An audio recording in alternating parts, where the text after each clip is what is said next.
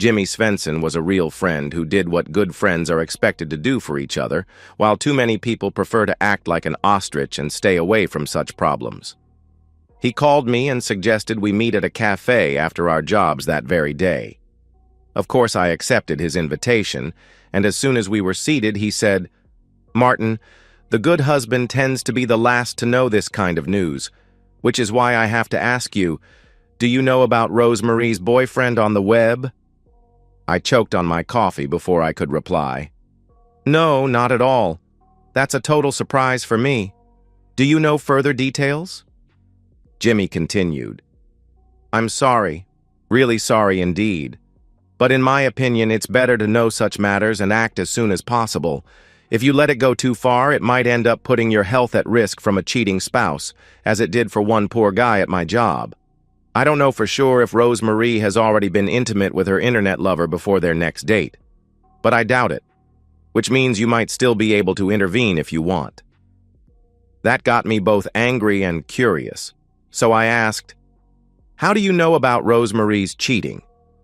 Jimmy replied, "As you might know, the company where my wife Christina used to work went bankrupt, so she got a temporary job at a secretary service company and was hired out for a few days to that office where your wife works. She hasn't talked with Rosemarie, but one day during lunch, the regular girls at her table began to talk about online dating. Though it was obvious that all of them had wedding or engagement rings, two of them were into online dating and did their best to convince the third, who wasn't sharing their whole idea of having some fun to spice up life.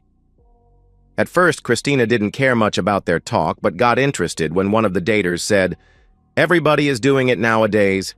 Even that pretty Rosemarie Palmwald, who's never been involved with anyone at a Christmas party, is online dating and has booked a room at a hotel for next Friday." They even knew the hotel and had some opinions about whether it was a good or bad choice. Jimmy said, "Christina knows that I have a friend by the name of Palmwald, so she told me what she knew and said it was up to me to do what I found to be best with that information." Now I knew for sure that Jimmy had told me the cruel truth because Rosemarie had told me a few days ago about her plans to go away that Friday for a party with a girl gang that used to have a good time when they met during their seminars. Jimmy did his best to convince me that any kind of violence had to be out of the question because a cheating spouse wasn't worth it. He gave some suggestions about what I ought to do, and before we parted, I thanked him and agreed to keep it between the two of us. Even his wife had to be out of it from now on. I had two options: act immediately without any evidence at all, or use the 8 days until her departure Friday for collecting evidence. No matter what she would choose to do, I had no legal right to stop her from going to her date if she decided to go for it. My only legal option was a divorce, but I had something else in mind. I decided to wait until Friday. Both Rosemarie and I, Martin Palmwald, are 38 years old. We met and married 13 years ago, and today we are a typical Scandinavian small-town family with 2 daughters, Lena 9 and Moa 7 years old, a house, 2 cars, and a small dog. Rosemarie is a rather pretty woman for her age, just like most of her friends and co-workers. I would say rather average. The only difference is that she sometimes dresses with slightly better taste than the others, which in some ways makes her visible in the bunch when she's together with others of her age. Of course, nobody is perfect, not even Rosemarie. Her weak point was intimacy. Not that she ever denied me regular relations, and she even enjoyed herself during most of our encounters. But making love, in her opinion, meant only the most conventional position, and everything else was regarded as something that only deviants did. Therefore, it had been totally out of the question for me to suspect Rosemarie of cheating. If a bookie had taken a bet on that, no doubt I would have dared to put big money on no. Back home, I didn't do anything that evening, but the next day, I took a half-day off after lunch and went home searching for evidence. Rosemarie and I had identical laptops, and as I had assisted her when setting it up and knew her password, it was a piece of cake to log in. Then I looked at her Gmail and saw that she had opened a new Gmail account, which I couldn't open. While using a PC, the number of passwords tends to be rather many, and as it is advised to have different passwords for every account, they would be completely impossible to remember without some kind of written backup. Therefore, I had invented a simple but useful system that I shared with Rose Marie. It was thrilling seconds before I would find out if she had used a password of her own that would be impossible for me to break, or had she thought that I, who had never been jealous since we met, would never suspect her of anything like that and chose the easy way. Already my third attempt gave me a bingo and provided me with one of the worst days in my entire life. I downloaded everything to a memory stick and, after an investigation that didn't yield any further information, closed down her laptop. First, I looked at the enclosed picture files. He had sent her a picture of him standing at some southern beach. A rather well-built, well-tanned blonde guy who obviously spent some time in a gym and probably got some further help from those supplements common at such places. My guess of his age was early or mid-30s. A real prototype of a ladies' man. Rose Marie had sent him a revealing picture of herself in black-laced undergarments standing beside our bedroom window. A real good picture in perfect light indeed, which made her look much younger than her 38 years. I had to admire her skills with our new digital camera and tried to guess what she had used as a tripod. As expected, the camera didn't show any traces left after her photo session. Reading the messages wasn't pleasant at all. They had obviously met during a one-day seminar where they had a pleasant lunch and agreed to keep in touch via email. Their first ones were completely innocent, but slowly got nastier over time. It was obvious that they had not met since the seminar, and their date next week would be their first chance to be together if I didn't stop it. It was disgusting to read that Rose Marie hadn't objected when he referred to me as your poor weakling husband, and even more disgusting reading what he promised to do with my prudish wife, and that she was obviously looking forward to that without any objections. Rose Marie always refused any intimate acts beyond the basics, and threatened me with divorce when I asked her about trying new things. I was afraid she had some kind of mental breakdown when promising this man everything she had denied me for years. The main problem was that I had no information about her lover, no name, not where he lived, not if he had a family. During our Friday evening family fun, I asked Rose Marie, "You told me earlier that you will attend and stay overnight at some birthday party next Friday. Whose party is it and where are you going? Do I know her?" She got a visibly strange look on her face for a split second before answering, "No, you don't know her. Her name is Magdalena von Breitenschloss, and we are a gang of girls who usually see each other and have some fun at boring seminars." "Sounds fair to me. And what hotel have you booked for the night?" I asked.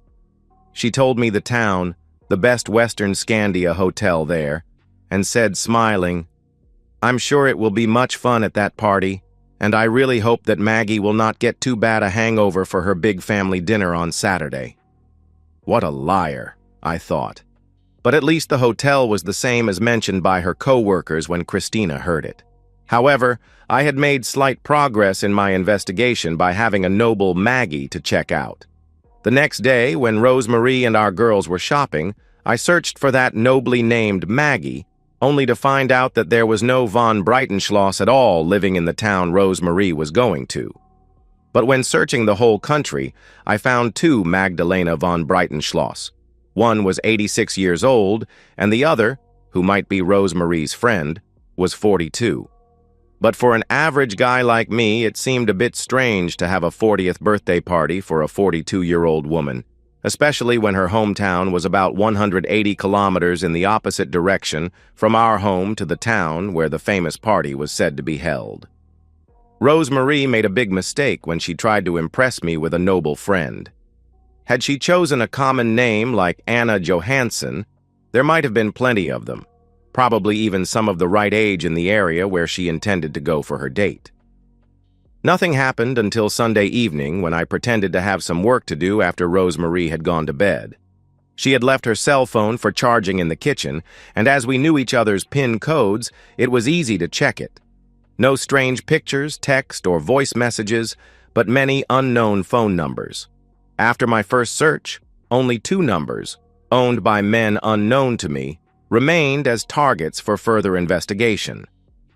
It wasn't necessary for me to know the name of Rosemarie's lover to deal with her cheating intentions. But with a name, I could find his wife if he had one. The first number was used by a girl who had gotten her boyfriend's old iPhone when he got a new one from his job. But the second was Bingo, a Daniel Rodillo living about 165 kilometers away from the meeting hotel. That guy fit perfectly. Rosemarie and he would have almost equal distances to their date. Now it was easy to find further details about a guy with that unusual last name. Self-employed as some kind of consultant and lecturer, which brought him fair money, a 32-year-old wife, a boy 6 and a girl 4 years old, a rather high-taxed house, and 2 cars. That jerk's wife needed to know about her husband's intentions. That turned out to be an unexpected piece of cake. One co-worker of mine happened to have a sister living in the same town and area as the Rodillo family, and it was easy for her to find where Daniel's wife Annie worked. I called Annie at her job, and we came to an agreement about how to handle the information about our spouses. This was when my plan for cold revenge began to take shape. On Friday, I took the day off, but got up at the usual time and went to the garage to call Annie with my cell phone for the latest information about our actions. Rosemarie got a real surprise when she saw me still at home, but accepted my explanation about a dentist appointment later in the morning. After sending our children to school, she went to our bedroom to dress for her trip and came back in a really nice outfit. I asked her to sit down to clear up some minor misunderstandings, which she accepted after slight doubt. My first question was, "There's no room booked for you at that Scandia hotel. Why not?" "Because it was up to Melissa to book rooms. Obviously, she booked them in her own name," she replied. "No, at least not at Best Western Scandia. No such rooms booked." She gave me a smile and said, "No big deal.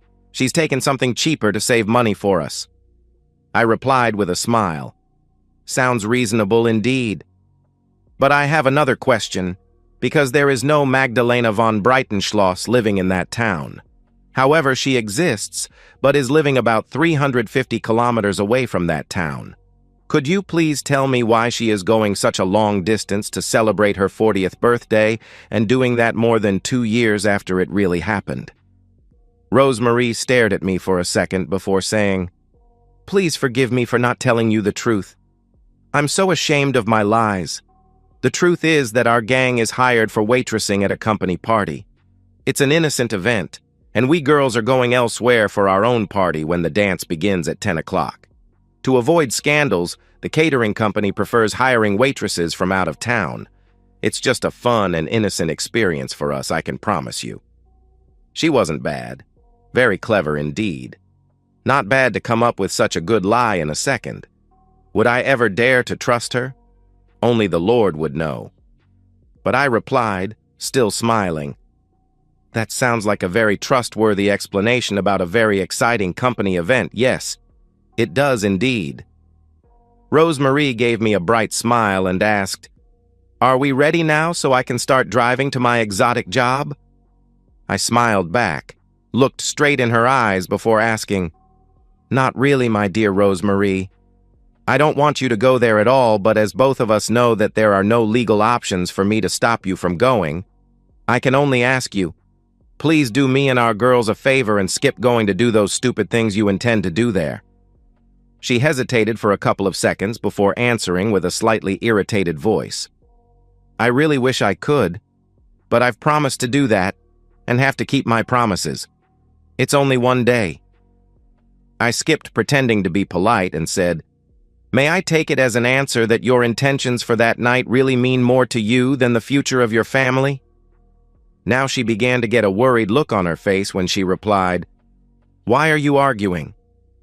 Lots of people have seen me in a swimsuit at different beaches without any objections from you. Is it so different waiting tables for a couple of hours among people who don't even know me? Your pictures can be seen on the web, so there's no reason to care about who might see them, but I didn't buy that silly story about waiting tables, though it was a darn good lie. Who could have known or even suspected that you're such a skilled liar? I was talking about your real reason for going to spend a night at that hotel. Rosemarie isn't stupid. She sighed and understood that she was playing with fire and had very low odds because I obviously knew more than had been said so far. She gave up her cheating intentions by saying, "That trip isn't worth further arguing, and I'll skip it if that makes you happy. By the way, who says that my pictures are visible on the web? Thank you for skipping that silly trip. You saved both a lot of gasoline and hopefully even increased your chances for saving our marriage, because there's no Daniel Rodillo waiting for you in room 312 at Best Western Scandia Hotel today. You ought to know that his wife Annie Rodillo and I are cooperating in this disgusting matter." "Nice photos indeed," I said, and gave her a copy of her revealing picture. She panicked and began crying. "God, Lord in heaven, what have I done?" "Please forgive me. Please say that you will forgive me. I didn't mean to humiliate you or begin any kind of affair. It was only meant to be a one-time innocent fling. I love you, only you, and will never do such a terrible, stupid thing again. Please believe me and forgive me." I looked at her coldly. "How can a poor weakling believe anything a skilled liar like you tells him? May I presume that this wasn't your first cheating? How many times before?" "Never before, that's for sure. Today was both my first and my last insane intention to have a web fling, just like many of my friends have done." "You are not, and have never been any weakling in my opinion," she sobbed. I stood up and said, "That's just Daniel's impression of me. Now I need to leave. I have some important matters to take care of." "Where are you going?" she asked, panic rising in her voice. "To meet with Annie Rodillo. We have some business to conclude." I left Rosemarie crying at the kitchen table. My revenge was already in motion. What Rosemarie didn't know was that I had been planning this for days. I had already contacted a divorce lawyer and had papers prepared. I had also withdrawn half of our savings and placed them in a separate account under only my name.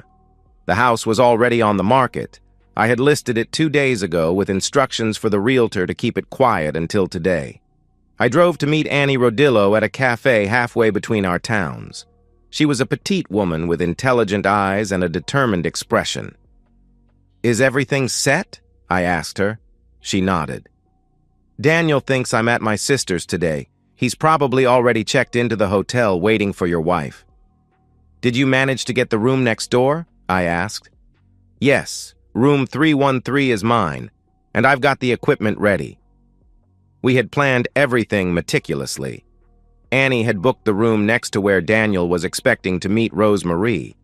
She had already installed small cameras and audio recording devices, all legally purchased surveillance equipment for her home security business that she had registered 3 days ago.